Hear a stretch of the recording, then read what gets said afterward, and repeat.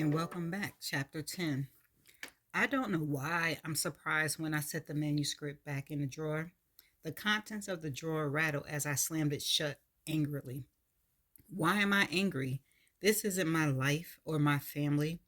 I trolled Verity's review before coming here, and in 9 out of 10 of them, the reviewer referenced wanting to throw their Kindles or book across the room.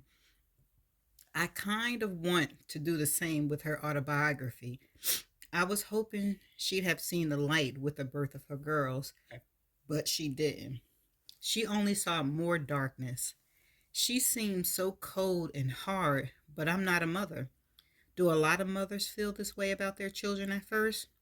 If so, they certainly aren't honest about it. It's probably similar to when a mother claims she doesn't have a favorite child, but they probably do. It's an unspoken thing between mothers. One I suppose you don't become aware of until you are one. Or maybe Verity just didn't deserve to be a mother.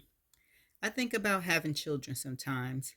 I'll be 32 soon, and I'd be lying if I said I didn't worry the opportunity might never present itself. But if I ever do find myself in a relationship with a man, wanted I'd want to father my child, it would be someone like Jeremy. Rather than appreciate the wonderful father he seemed to be, Verity resented him. Jeremy's love for his girl seems genuine from the from the very beginning. It still seems genuine, and it hasn't been that long since he lost them. I keep losing sight of that.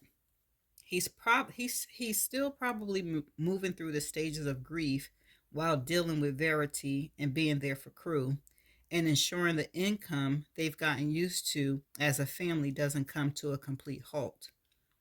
Just a fraction of what he's been through would be too much for some people, but he's dealing with all of it at once. I found boxes of pictures in Verity's office closet this week as I was rummaging through her things. I pulled the box down but haven't gone through the pictures yet. It seems like another invasion of privacy on my part. This family, at least Jeremy, has entrusted me to finish this series, and I keep getting sidetracked by my obsession with Verity. But if Verity is putting so much of herself into her series, I really do need to get to know her as well as possible. This really isn't snooping, it's research. There you go, justification complete. I took the box of pictures to the kitchen table, pry open the lid, and then pull a handful of pictures out, wondering who had them developed.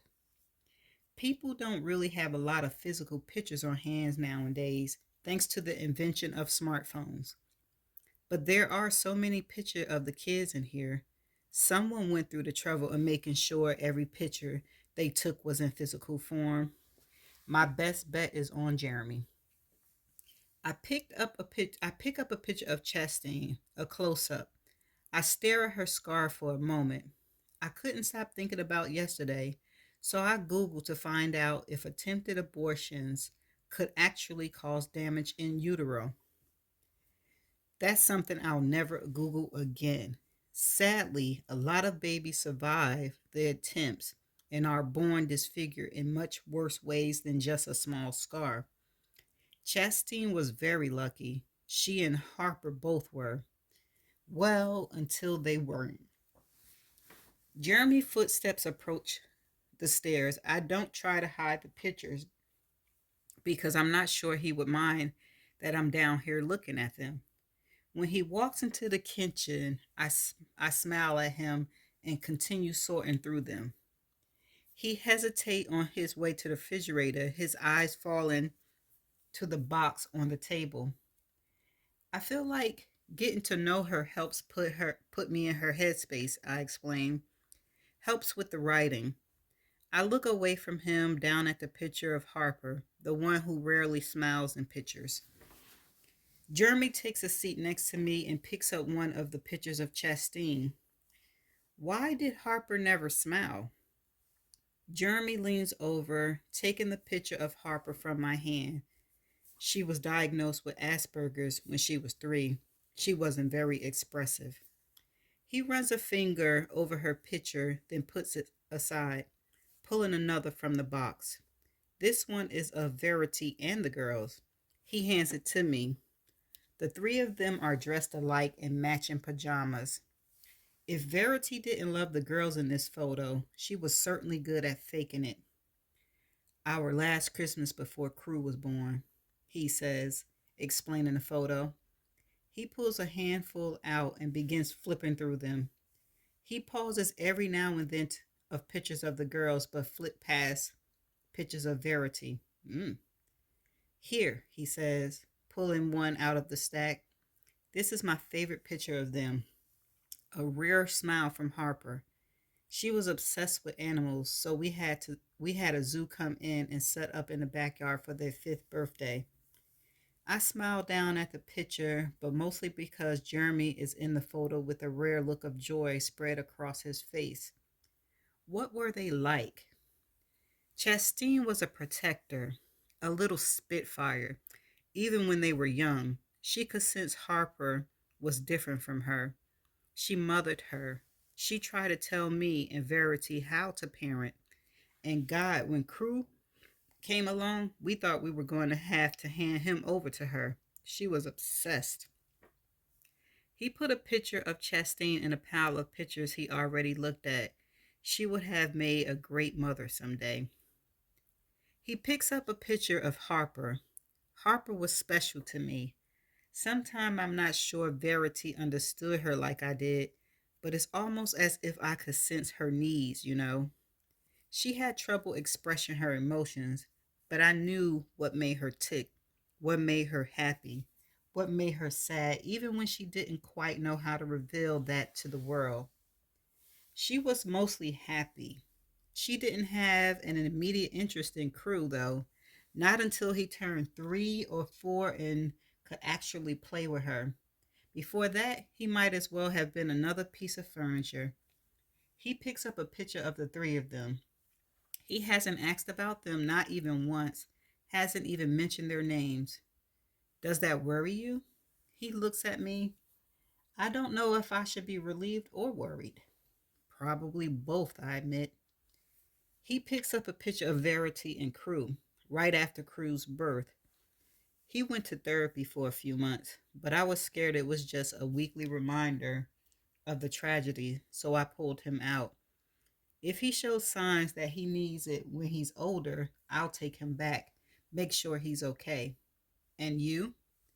He looks at me again. What about me? How are you? He doesn't break on eye contact, doesn't skip a beat. My world was turned upside down when Chastine died. And then when Harper died, it ended completely. He looks back down at the box of pictures. When I got the call about Verity, the only thing left in me to feel was anger. Towards who? God? No, Jeremy says, his voice quietly. I was angry at Verity. He looks back at me, and he doesn't even have to say why he was angry at her. He thinks she hit the tree on purpose. It's quiet in the room, in the house. He's not even breathing. Eventually, he scoots back in his chair and stands. I stand up with him because I feel like that's the first time he's ever admitted this to anyone, maybe even to himself. I can tell he doesn't want me to see what he's thinking because he turns away from me and claps his hand behind his head. I place my hand on his shoulder and then I move so that I'm standing in front of him, whether he wants me to or not. I slip my arms around his waist and press my face against his chest and I hug him. His arms claps around my back with a heavy sigh. He squeezes me tight and I can tell it's a hug he needed for no telling how long. We stand like this longer than a hug should last until it's obvious to us both that we shouldn't still be clinging to each other. The strength in his hug ease, and at some point, we're no longer hugging. We're holding each other, feeling the weight of how long it's been since either of us had probably felt this. It's quiet in the house. So I hear it when he tries to hold his breath. I feel all of his hesitations as his hand moves slowly up to the back of my head. My eyes are closed, but I open them because I want to look at him. There's a pull in me, tilting my head back into his hands as I lift my head from his chest. He's looking down at me now, and I have no idea if he's about to kiss me or pull away, but either way, it's too late. I feel everything he's been trying not to say in the way he holds me, in the way he stopped inhaling. I can feel him bringing me closer to his mouth, but then his eyes flicker up and his hands fall. Hey, buddy, Jeremy says, looking over my shoulder. Jeremy steps back, releasing me. I grip the back of the chair, feeling it as if I weigh twice as much now that he's let go of me. I glance at the doorway, and Crew is staring at us. No expression. He looks a lot like Harper right now. His eyes fall to the box of pictures on the table, and he rushes towards them, lunges almost. I step back in a hurry, shocked by his movements. He's picking up pictures, angrily slamming them back in the box. Crew, Jeremy says, his voice gentle. He tries to grab his son's wrist, but Crew pulls away from him. Hey, Jeremy says, leaning down closer to him. I can hear the confusion in Jeremy's voice, as if this is a side of Crew he's never seen before. Crew starts crying as he's slamming all the pictures back inside the box. Crew, Jeremy says, unable to hide his concern now. We're just looking at pictures. He tries to pull Crew to him, but Crew rips himself out of Jeremy's arm. Jeremy grabs Crew again, pulling him to his chest. Put them back, Crew yells towards me. I don't want to see them. I grab the rest of the pictures and shove them in the box. I put the lid on it and pick it up, clenching it to my chest as Crew tries to wrangle himself from Jeremy's grip. Jeremy picks him up and rushes out the kitchen with him. They go upstairs, and I'm left standing in the kitchen, shaking, concerned. What was that? It's quiet upstairs for several minutes. I don't hear Crew putting up a fight or yelling, so I think that's a good sign. But my knees feel weak and my head feels heavy. I need to lie down. Maybe I shouldn't have taken 2 Xanax tonight. Or maybe I shouldn't have brought family pictures out and put them on display in front of a family who still hasn't recovered from their loss. Or maybe I shouldn't have almost kissed a married man.